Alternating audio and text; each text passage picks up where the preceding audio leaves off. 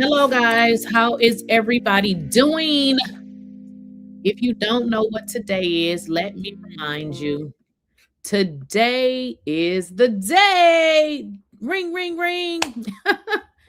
Now, we've been talking about the Epstein files for some time, y'all. And of course, Donald Trump and his administration has held off on releasing those files. Now, we've been talking a lot about the files here, and the ones that you guys have saw or the ones that you have seen, those were the files that were released from Jeffrey Epstein's estate. So just so you're not confused, Donald Trump and his administration has not released anything.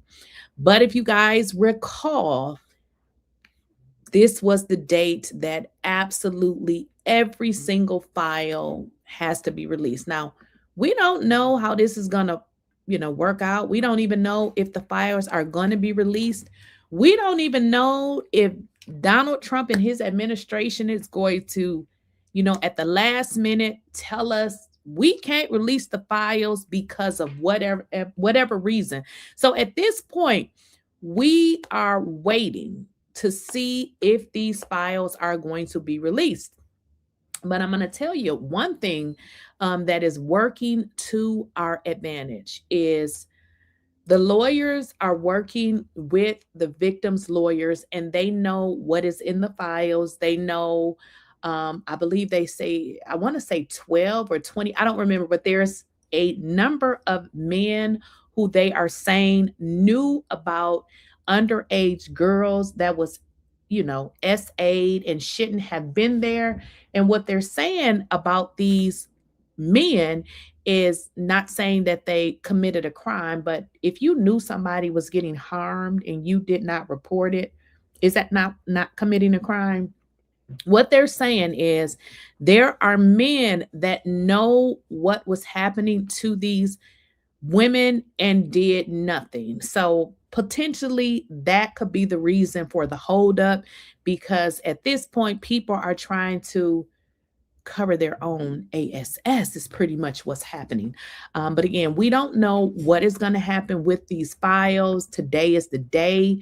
We have to just wait and see what's going to happen. Now, if we go on to CNBC News, it's pretty much talking about today is the date that the Department of Justice is supposed to release the files. Now, this is simply because what happened, they voted to release the files. So let's not give Donald Trump any pointers here, because in all honesty, if Donald Trump was up front, we wouldn't be here. If he would have just released the files like he said he would, we would not be here. Keep in mind, we didn't need to go to, court or do any of that to get Donald Trump to release the files. But of course, because he didn't, because he wants to protect these billionaires who has, they got a lot of money, child. We just working hard type people.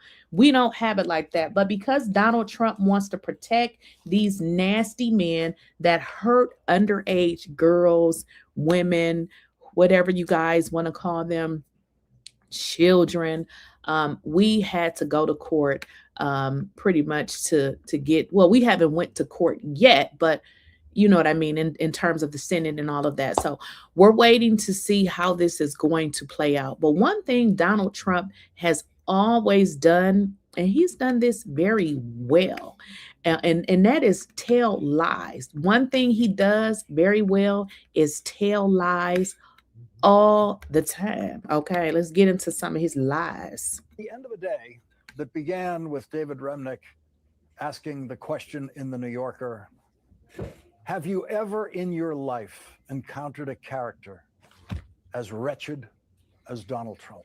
Wretched. Donald Trump delivered that character to millions of Americans tonight in a 15-minute shouted speech from the White House. Donald Trump's shouting seems to indicate he has not yet learned how microphones actually work. America's worst public speaker struggled mightily reading a teleprompter full of lies tonight. His speech, if we can call it that, in it, Donald Trump said that when he took office, quote, inflation was the worst in the history of our country. That is a lie, a typical Trump lie. Inflation was at That's all Donald Trump manages to do well is tell lies. I mean, you got to give it to him.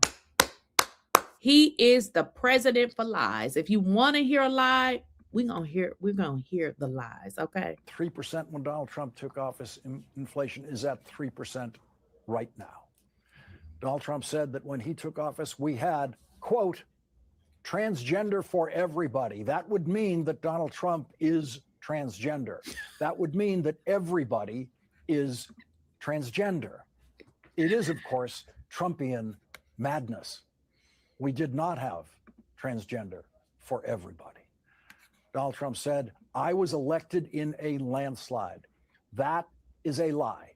Donald Trump won by 1.5% of 1.5%. Again, the only thing Donald Trump does very, very well, and he does it well, is tell lies. You got to give it to him. Give credit where it's due. This man tells lies, and he can look you straight in the face. And sometimes you'll be like, what? He definitely can tell a lie. The vote. Donald Trump said they released violent felons, meaning the Biden administration. Huh. No president in history has released more violent felons in one day than Donald Trump did on his inauguration day when he pardoned every violent felon who attacked the Capitol on January 6th for him to try. This is the only president in history, you guys know what history means, that has released into our community more violent felons. But hey, you got to give it to Donald Trump, because what is he? He's a felon, 34-time felon. So of course he's going to release others because they are just like him. To overturn a presidential election for him. Donald Trump said that tariffs is, quote, my favorite word. Donald Trump lied when he said we made a lot more money because of tariffs. We didn't make any money because of tariffs. America made no money because of that. The Trump tariffs paid to the United States Treasury have all been paid in the United States by Americans. The federal government has simply taken money away from Americans through the Trump tariffs. Americans have had to take money out of their pockets. Well, here's the deal. And this is a question for you guys, because, hey, I know how my money is doing in this Donald Trump created economy. Before Donald Trump came into office, the same money that I had before he came into office was the same money that was, that I could stretch. And it's very, very hard for it to stretch. Now, if you guys go to the grocery store, that place where you go and buy your food, you may go get a couple of items and you wonder why the bill say $50. So when Donald Trump lies, and that he's lying because these are the same bills that you pay every single day, yeah, we're not buying it. To pay for the Trump tariffs in this country. This is the first time that Donald Trump made a public reference to tariffs without telling the lie that foreign countries pay his tariffs. And Donald Trump lied about the Democrats, saying Democrats are demanding increases in health insurance costs. Donald Trump delivered his speech in a monotone anger. He seemed to be angry at the truth. Joining us now for the Democratic response is the Democratic leader of the House of Representatives. Now, we don't know nothing else about Donald Trump. We know that when you start to see him get angry, it's because of the truth, because in his brain, he can only process lies. When Donald Trump is being lied to, when his little administration is kissing up his old dilapidated AASS, he is happy. But when you get into the truth, Donald Trump simply just can't take it. Hakeem Jeffries, thank you very much for joining us tonight. Please I want to offer you an open opportunity to respond to that speech in any way you choose. Well, it's great to be with you. It was an unhinged speech that was, of course, untethered from reality and truth. You know, Donald Trump has made things worse for the American people. He refuses to acknowledge that the tariffs that he is solely responsible for have actually increased costs on everyday Americans by thousands of dollars per year. Now, again, I just spoke on that. We don't need to continue to listen to Donald Trump lies because you go to the grocery store, I go to the grocery store, you pay a utility bill, I pay a utility bill. If you rent, you know that rents have skyrocketed. I mean, what is going on? So, what type of, is Donald Trump okay? At the same time, when it comes to this healthcare crisis, it's one that Republicans have created. It was Donald Trump's one big ugly bill that enacted the largest cut to Medicaid in American history. In that same bill, they ripped food away from hungry children, seniors, and veterans. And all of this was done so that Donald Trump and Republicans could reward their billionaire donors with massive tax breaks, which they've now made permanent. At the same period of time, it was Donald Trump who promised to lower the high cost of living on day one, to lower costs on day one. Now, wait a minute. Wait a minute. Let's get into it. A lot of you all voted for Donald Trump because you were expecting him to do just that. We're going to lower the cost on day one. We're going to do this. We're going to do that. And now Donald Trump is simply telling y'all that, listen, he can't lower the cost because Joe Biden should have lowered the cost. Everything Donald Trump is supposed to do, he tells y'all that he can't do it because Joe Biden should have done it. This entire administration always goes back to the previous administration. And I'm like, what the hell does the previous administration have to do with now? So all Donald Trump has managed to do is make excuses. Those aren't my words. Those are his words. But he broke that promise. And life isn't getting more affordable in the United States of America. It's getting more expensive. And that is the problem that Donald Trump refuses to confront. He said, and these were his exact words, Democrats are demanding increases in health insurance costs. It's the most ridiculous thing in the world, and everybody knows it. The overwhelming majority of the American people support the Democratic position, which is to make sure that we are driving down healthcare costs, in part by ensuring that we extend the Affordable Care Act tax credits so that tens of millions of Americans don't experience dramatically increased health insurance premiums, copays, and deductibles.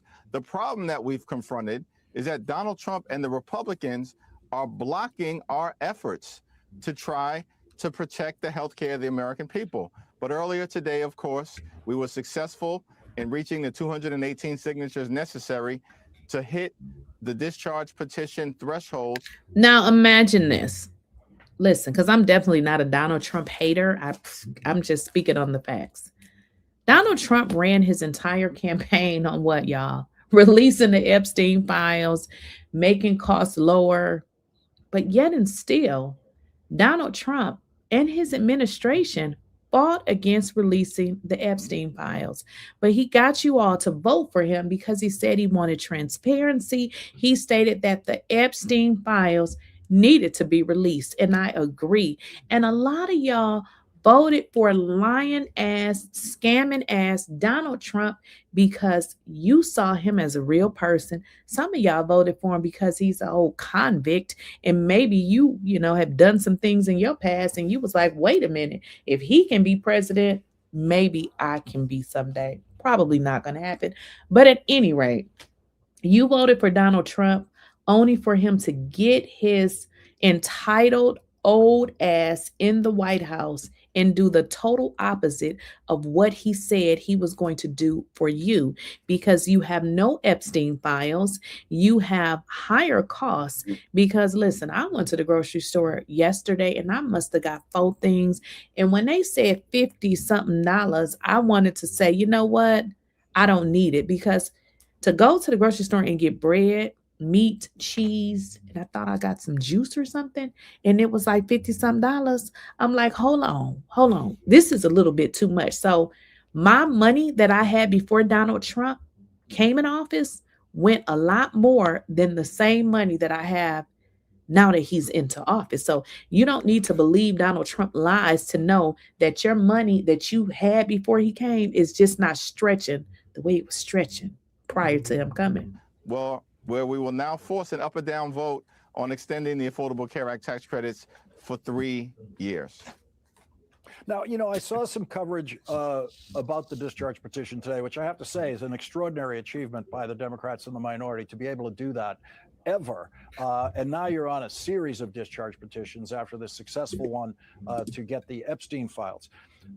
When the discharge petition for the Epstein files was being considered in the House and when it was getting close to the required number of signatures, all the coverage of that story indicated that it didn't really matter because the Senate would kill that bill. The Senate would kill the Epstein bill. As it happens, the Senate passed it unanimously. Tonight, people are saying the same thing again. They're saying, well, if the House gets this discharge petition, it doesn't have a chance in the Senate. We have seen that prediction be very, very wrong already this year. Do you think it's possible that the way this story develops day by day, week by week, and this discharge petition vote in the House is now weeks away in January, that by the time we get to that vote, we could be in a different political landscape, and the Senate will definitely be in a different political landscape by then? Well, Republicans are on the run right now. They're losing elections all across the country. They definitely losing them damn elections. Listen, as an independent person, I don't consider myself a Republican or a Democrat, but I will tell you this. If I voted Republican, because I could never vote for Donald Trump. If I was a Republican, I would have to vote for the Democratic, because I could never vote for a man with 34 felonies, a man who has been found liable for SAing a woman. Are you guys kidding me? How could you vote for somebody like this? Then a man who has strong ties to a man that went to prison because he was convicted of, y'all know what Jeffrey Epstein was convicted of. So I could never in this world vote for anybody by the name of Donald Trump, just based on all of those things right there. So at this point, I wouldn't care what Donald Trump said, because based on his background, I wouldn't vote for him. And this has nothing to do with Republican or Democrat. This has something to do with you using this brain up here. You got to use your brain. Do you got a daughter? Do you got a niece? Do you got anybody in your life that's a female? This dude was found liable for doing a heinous act. Are you kidding me right now? Not only that, Jeffrey Epstein's bestie. I mean, Donald Trump has a history of mismanaging his money. Come on, y'all. We can't get so caught up that we just gonna vote for Donald Trump and not look at his background. If this was Obama, who, don't got no felonies, don't have none of these type of allegations about him, y'all would be having a whole hissy fit. But now, since it's old dusted Donald Trump, for some reason, people have made it okay for him. And it's not okay.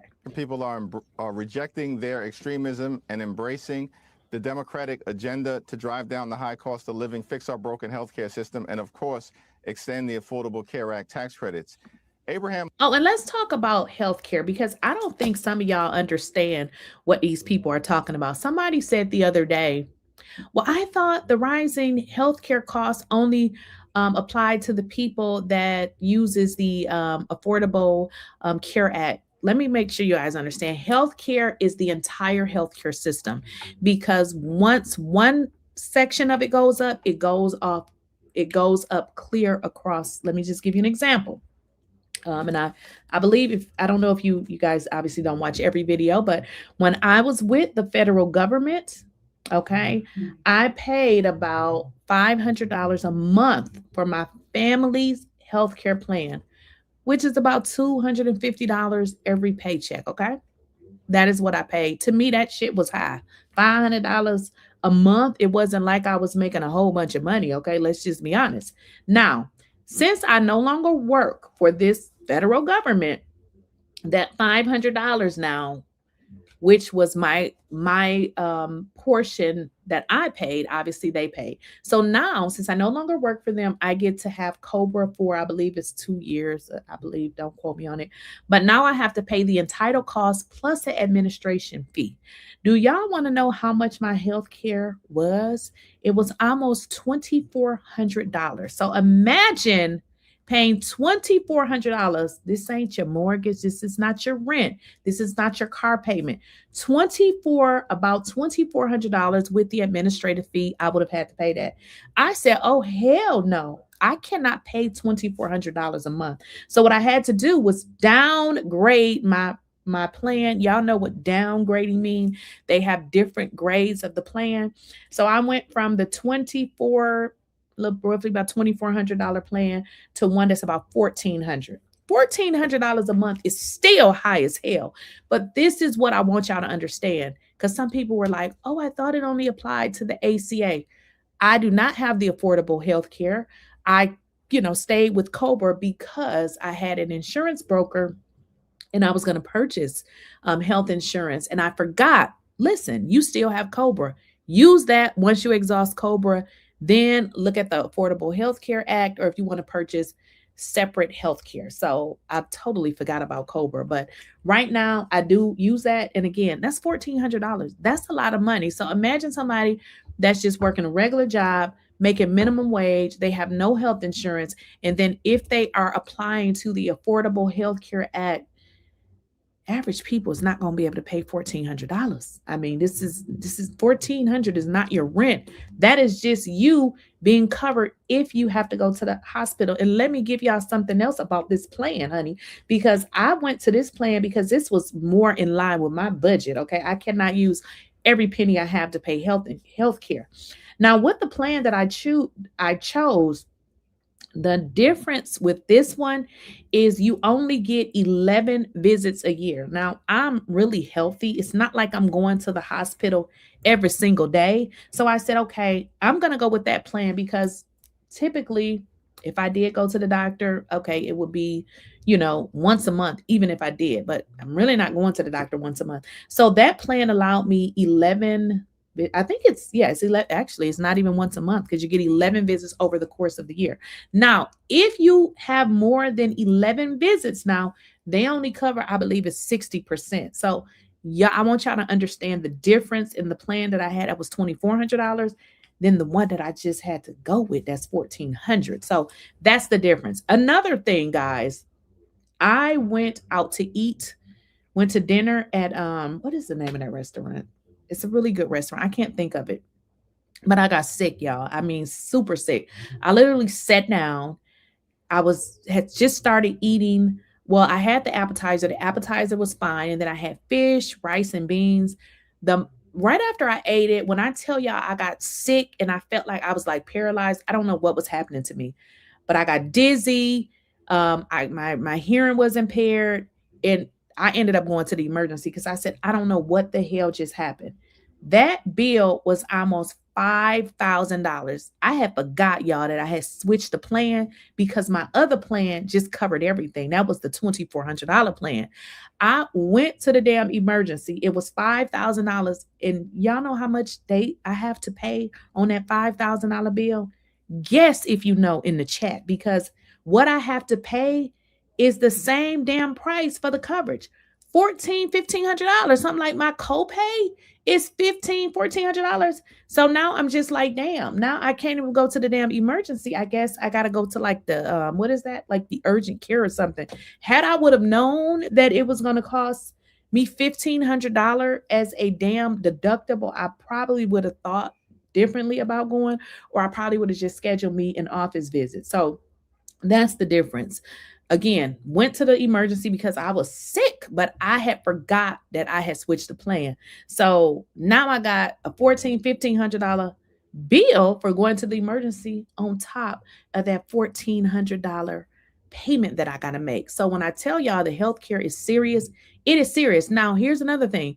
If you have not saw an increase in your premiums, if you haven't saw it yet, you will see it this next coming up year. So if you're thinking it's good, okay, wait until January, because You guys know, even if you're employed and you get your health care through your employer, y'all know they got open enrollment, and it usually is in December or January. So you guys are going to start to see it if you have not already. Lincoln, as you know, Lawrence, once made the observation that public sentiment is everything. With it, nothing can fail. Without it, nothing can succeed. And we know that public sentiment is on our side in terms of extending the Affordable Care Act tax credits and decisively confronting the Republican healthcare crisis that is devastating working class Americans, middle class Americans, and everyday Americans. And so we know both that the votes exist to extend the Affordable Care Act tax credits in a straightforward way, consistent with our legislation, a 3-year extension in the House, and that there's already a bipartisan majority in the Senate that had previously voted in support of a 3-year extension.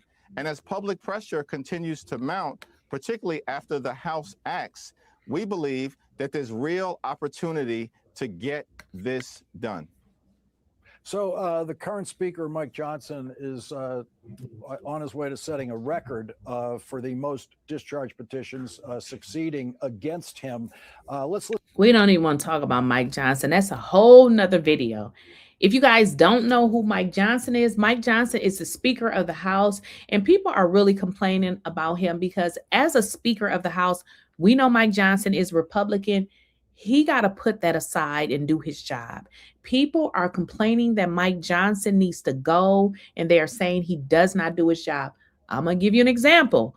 When he did not swear in Miss Ardaliva, I don't want to say her name, Grahova, the Grahova lady.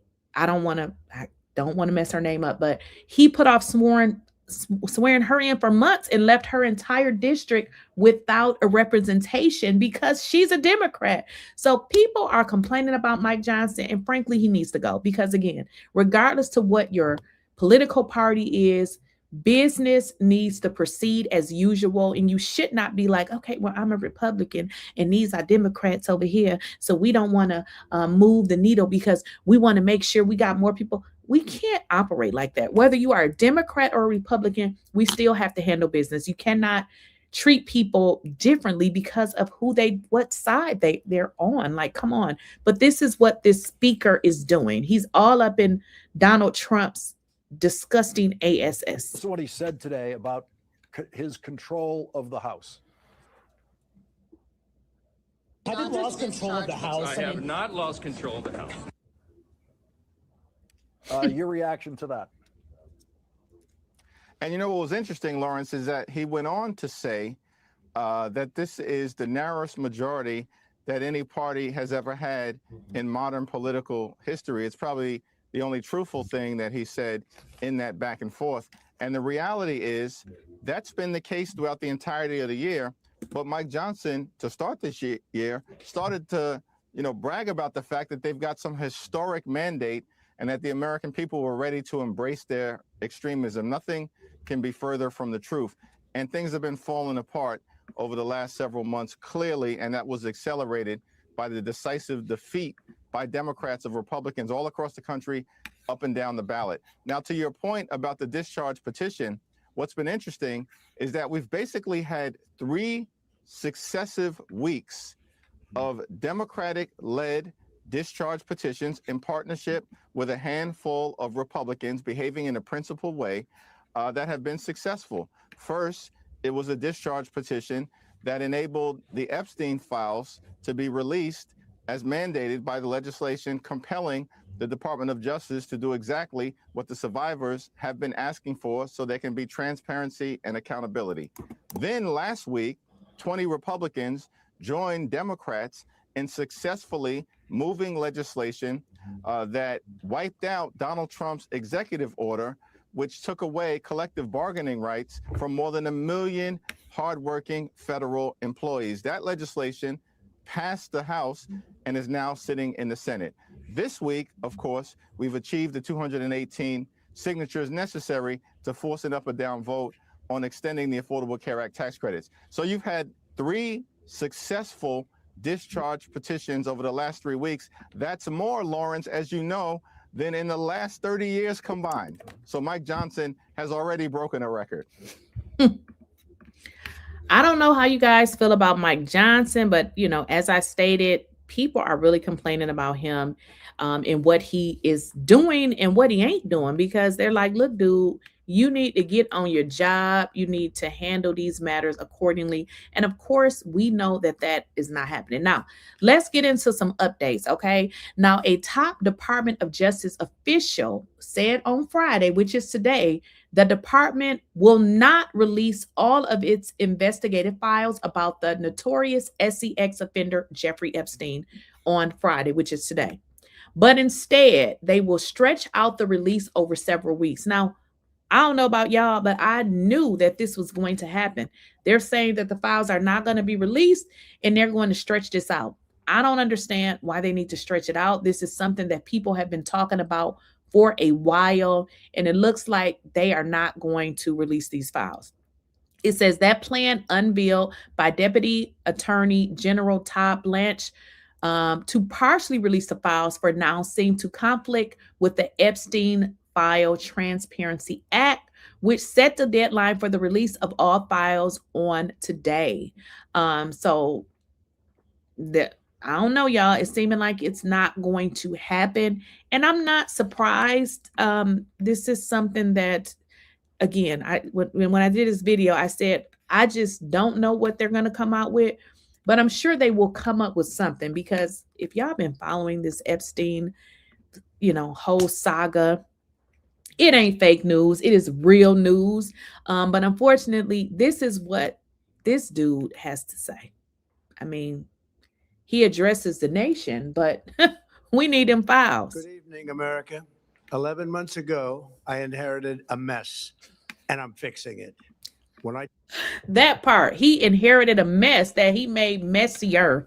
But carry on, Don. Took office, inflation was the worst in 48 years, and some would say in the history of our country, which caused prices to be higher than ever before, making life unaffordable for millions and millions of Americans. This happened during a Democrat administration, and it's when we first began hearing the word affordability. Our border was open, and because of this, our country was being invaded by an army of 25 million people, many who came from prisons and jails, mental institutions, and insane asylums. They were drug dealers, gang members, and even 11,888 murderers, more than 50% of whom killed more than one person. This is what the Biden administration allowed to happen to our country, and it can never be allowed to happen again. We had men playing in women's sports, transgender for everybody, crime at record levels with law enforcement, and words such as that just absolutely forbidden. We had the worst trade deals ever made, and our country was laughed at from all over the world, but they're not laughing anymore.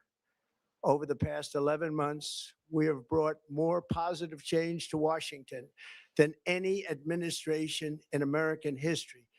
There's never been anything like it, and I think most would agree. I was elected in a landslide, winning the popular vote and all 7 swing states and everything else, with a mandate to take on a sick and corrupt system. Isn't it, in Donald Trump fashion, Donald Trump can't give a speech without telling a damn lie. Like Donald Trump, again, we talked about this. One thing he's going to do well is lie. That extra really just took the wealth from people and crushed the dreams of the American people. For the last 4 years, the United States was ruled by politicians who fought only for insiders, illegal aliens, career criminals, corporate lobbyists, prisoners, terrorists, and above all, foreign nations, which took advantage of us at levels never seen before.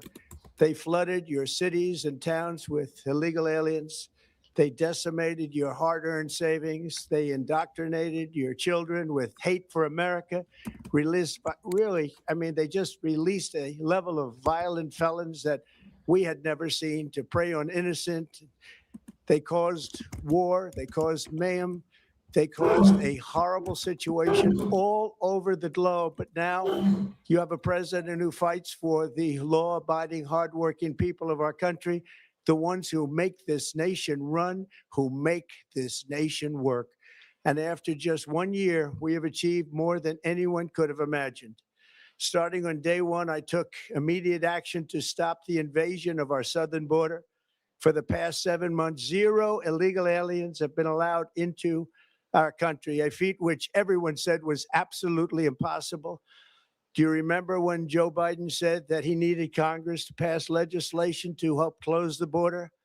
He was always blaming Congress and everyone else. As it turned out, we didn't need legislation. We just needed a new president. We inherited the worst border anywhere in the world, and we quickly turned it into the strongest border in the history of our country. In other words, in a few short months, we went from worst to best. We're Oh my gosh. Are we at best, or am I living in la la land in my brain? Because I'm not sure what he means we went to best. We are in the worst of the damn worst. Reporting criminals, restoring safety to our most dangerous cities. Just take a look at Washington, D.C. It's at levels of safety that we've never seen before. And they decimated the bloodthirsty foreign drug cartels. We did that all by ourselves with our people. And we're so proud of it because they were poisoning and destroying our population. Drugs brought in by ocean and by sea are now down 94%. We have broken the grip of sinister woke radicals in our schools, and control over those schools is back now in the hands of our great and loving states where education belongs. After rebuilding the United States military in my first term, and with the addition we are adding right now, we have the most powerful military anywhere in the world, and it's not even close. I've restored American strength, settled 8 wars in 10 months, destroyed the Iran nuclear threat, and ended the war in Gaza, bringing for the first time in 3,000 years peace to the Middle East, and secured the release of the hostages, both living and dead. Here at home, we're bringing our economy back from the brink of ruin. The last administration and their allies in Congress looted our treasury for trillions of dollars, driving up prices. Oh my goodness. Where does he get this data from? He just be making shit up as he damn goes along. This guy is whoo. And everything at levels never seen before. I am bringing those high prices down and bringing them down very fast. Let's look at the facts. Under the Biden administration, car prices rose 22%, and in many states, 30% or more. Gasoline rose 30 to 50%. Hotel rates rose 37%. Airfares rose 31%. Now, under our leadership, they are all coming down and coming down fast. Democrat politicians also sent the cost of groceries soaring, but we are solving that too. The price of a Thanksgiving turkey was down 33% compared to the Biden last year. This dude is such a fucking liar. I mean, he's going off of some deal that Walmart has. Now, I don't know about y'all. I go to Walmart, but I don't buy their meats, okay? So everybody is not going to Walmart getting their damn turkeys, okay? I don't buy meat from Walmart. I just don't. Just want to throw that out there because he did this big old thing where he was talking about, oh, you can get a Thanksgiving meal for $30. Everybody don't shop at Walmart. It's nothing wrong with Walmart, but from my experience, when I done went in there so many times and see their meat sitting on the shelves, I just can't buy my meat from there. But here he goes with these damn lies. The price of eggs is down 82% since March, and everything else is falling rapidly. And it's not done yet, but boy, are we making progress. Nobody can believe what's going on. Here are just some of the efforts that we have underway. You will see in your wallets and bank accounts in the new year. After years of record-setting falling incomes, our policies are boosting take-home pay at a historic pace. Under Biden, real wages plummeted by $3,000. Wait a minute. Didn't a whole bunch of people just get fired under this dude's administration? What is he talking about? Like, this is what I'm talking about. What he says is never backed by facts. He just be making up shit. And what I don't like is he doesn't want to be questioned. Like, you can't ask him questions like, give us the data. Like, where are you getting these numbers from? This dude fired all of the federal workers. Then you have companies that follow his ridiculousness, and then they started laying people off. Not to mention all the people that work remotely and was working, doing their job, they've been fired or forced to go back into the office. What is Donald Trump talking about? Under Trump, the typical factory worker has seen a wage increase of $1,300. For construction workers, it's $1,800. For miners, we're bringing back clean, beautiful coal. It's $3,300. And for the first time in years, wages are rising much faster than inflation.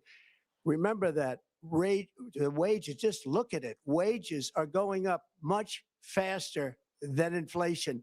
How big is that? Very importantly, there are more people working today than at any time in American history, and 100% of all jobs created since I took office have been in the private sector. Think of that. 100% of all jobs have been in the private sector rather than government, which is the only way to make a country powerful and great.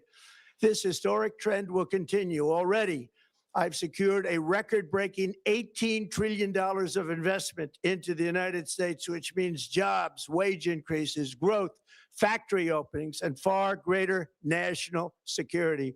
Much of this success has been accomplished by tariffs. My favorite word, tariffs, which for many decades have been.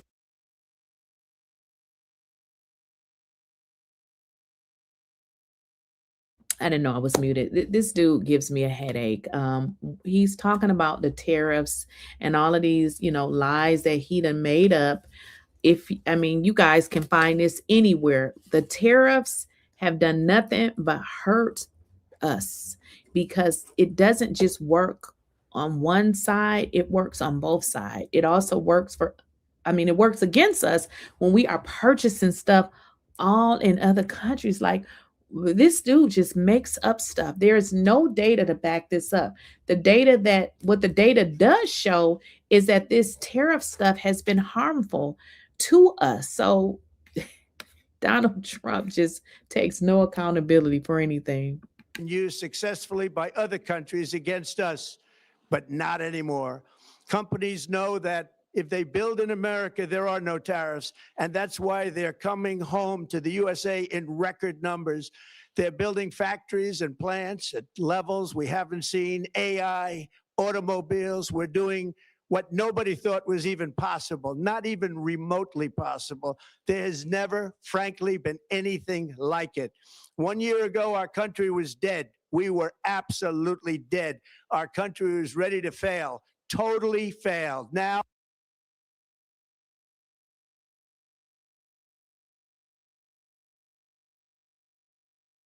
yeah, I can't even take it no more. My head is like pounding. This dude is just making up shit. Like, this is crazy. He says a year ago our country was dead. Well, if it was dead a year ago, what are we now? Buried? Because the economy is worse than it was before he came. Like, this dude should be held accountable for the things that comes out of his mouth. Where is the proof of all of these things that you're talking about, Donnie boy? We have no proof of none of this. He's talking about wages have went up, yada, yada, yada. Listen, I used to have a staffing agency, which I kind of like closed. I don't even do it anymore. But because I used to do that business, I always look at what jobs are out there, simply because I did that for so long. And I always want to know, like, what is available. And I'm here to tell y'all nothing. It's nothing available. Not saying that there are no jobs, but what I'm saying is what we had that was available under the previous administration, it doesn't exist right now. So what is this Delulu talking about? we're the hottest country anywhere in the world. And that's said by every single leader that I've spoken to over the last 5 months. Next year, you will also see the results of the largest tax cuts in American history. that were really accomplished through our great, big, beautiful bill. Yeah, tax cuts for billionaires. So y'all that don't, we're not the billionaire. So his big, beautiful bill has nothing to do with us every day working hard, working like the damn slave people.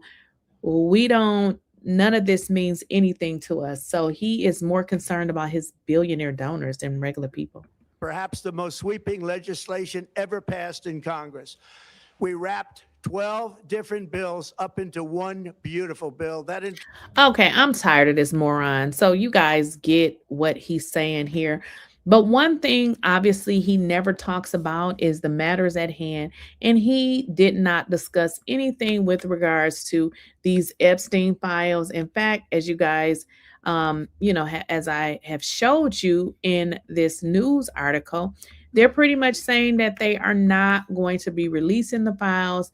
And more than likely, they're going to put this off for several weeks. Now, I don't know what law they're going to cite for, putting this off. But, this is the Trump administration. So I'm sure, them breaking another law means absolutely nothing to them because this is what they've been doing the whole entire time. Now, with regards to the Epstein Files Transparency Act. Now, the sponsor of this bill was Representative Khanna. I hope I'm saying his name correct. So what the Epstein Files Transparency Act, let's get into what it requires. It says this bill requires the Department of Justice, the DOJ, to publish in a searchable and downloadable format all unclassified records, documents, communications, and investigative materials in DOJ's possession that relate to the investigation and prosecution of Jeffrey Epstein. This includes materials that relate to Ghislaine Maxwell, flight logs and travel records, and individuals named or referenced, including government officials, in connection with the investigation and prosecution of Jeffrey Epstein.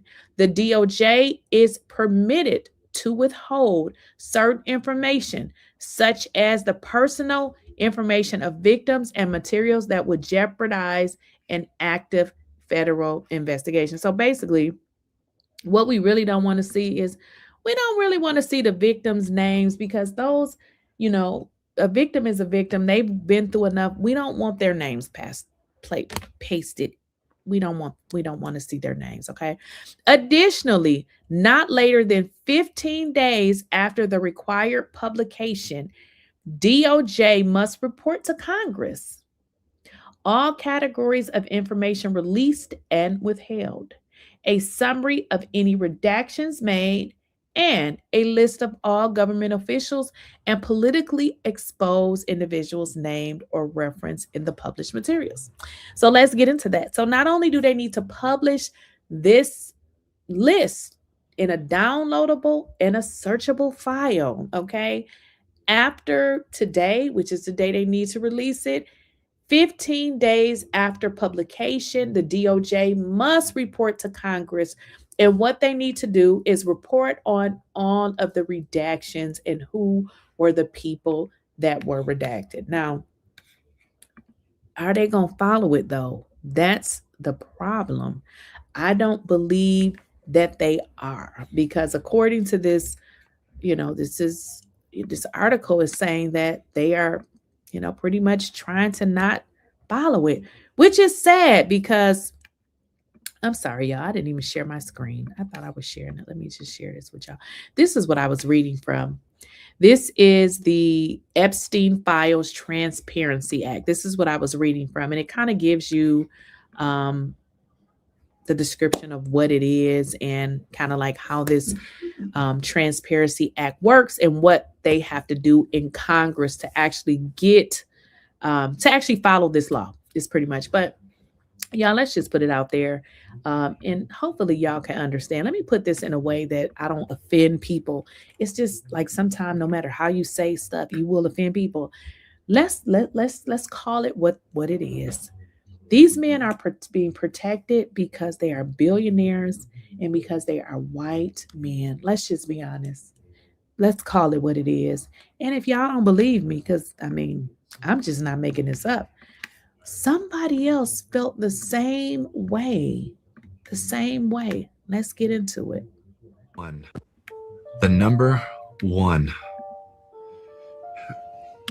offender type is biological fathers, but by far it is being done by middle-aged Caucasian men. Uh-oh. Now I know that's going to send a couple people to the hospital. Y'all not going to be able to take the truth.